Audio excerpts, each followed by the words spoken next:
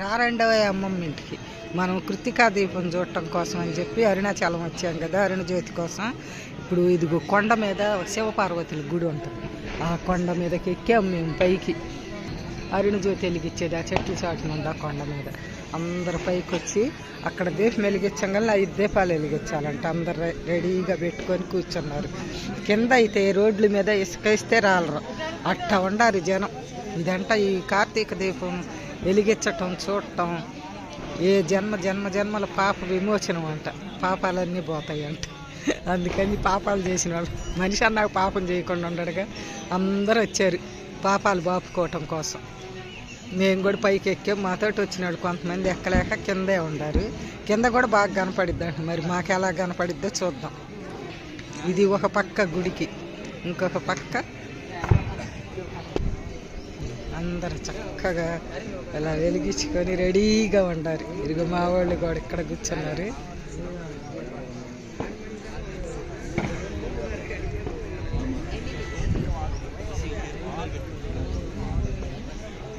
ఎక్కడ ఎత్తు ప్రదేశం ఉంటే అక్కడ పోయి కూర్చున్నారు. ఇది చాలా 200 మెట్లు లాగా ఉండయి, అవన్నీ ఎక్కిటి వచ్చాము. గుడికి చుట్టూత ఇలా కూర్చున్నారు. ఈ కొండ మీద వెలిగిస్తారంట, ఈ కొండ మీద అంట అరుణజ్యోతి వెలిగించేది. ఎక్కడనంటే మేము ఎక్కడికి వచ్చి కూర్చున్నాం, చూద్దాం వెలిగించిన తర్వాత. ఓం నమః శివాయ.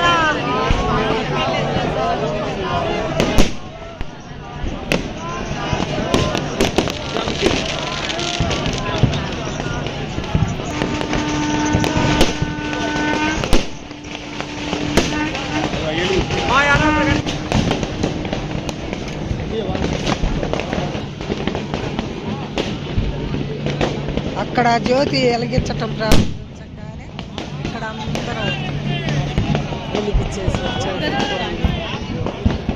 చూద్దాం బాగా వచ్చినట్టు.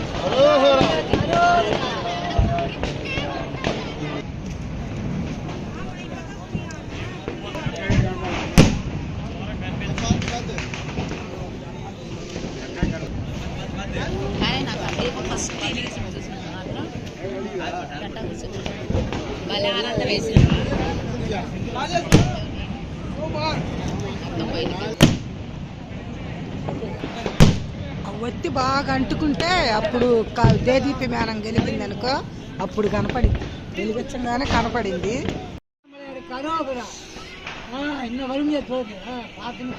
అది ఇప్పుడు వచ్చింది చూడు అరుణజ్యోతి, చూడండి.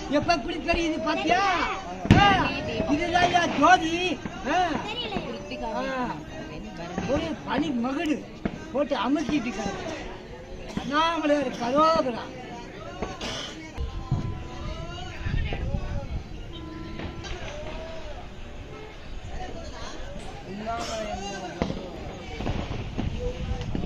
అది అరుణజ్యోతి.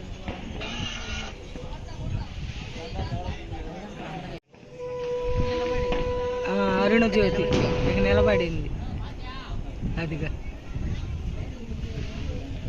ఇప్పుడు ఇది మనకి ఎన్ని కిలోమీటర్ల దూరంలో ఉంది? అది అరుణజ్యోతి వెలిగించారు. కృత్తికా దీపం అరుణజ్యోతి, అంతేగా.